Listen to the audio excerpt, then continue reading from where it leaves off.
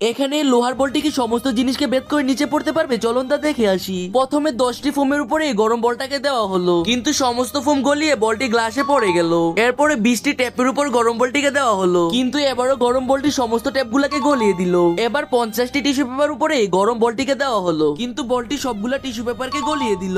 এরপর প্লাস্টিকের 6টি বাটির উপরে বলটাকে ছেড়ে দেওয়া হলো। এবার কি বলটা সমস্ত বাটিগুলাকে গলাতে পারবে তা দেখার আগে এই সুন্দর কোরআনকে ভালোবাসে থাকলে একটা লাইক একটা সাবস্ক্রাইব করে দিবে, এবং এরপর তোমরা কি গলানো দেখতে চাও তা অবশ্যই কমেন্ট করবে। এই বলটা তো একে একে প্লাস্টিকের সমস্ত বাটিকে গলিয়ে দিল।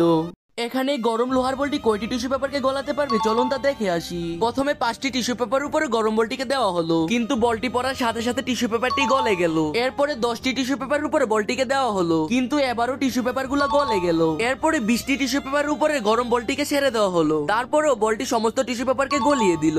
সবশেষে 100টি টিস্যু পেপার উপরে গরম বলটিকে দেওয়া হলো, কিন্তু এই লোহার বলটি কি সমস্ত টিস্যু পেপারকে গলাতে পারলো তা দেখার আগে তুমি যদি এই সুন্দর কোরআনকে ভালোবাসো তাহলে একটা লাইক একটা সাবস্ক্রাইব করে দিবে। অনেকক্ষণ চেষ্টা করার পর গরম বলটা টিস্যু পেপার গুলাকে গলিয়ে দিয়েছে। এরপরে কয়টি টিস্যু পেপার দিয়ে ট্রাই করবো তোমরা অবশ্যই কমেন্ট করবে।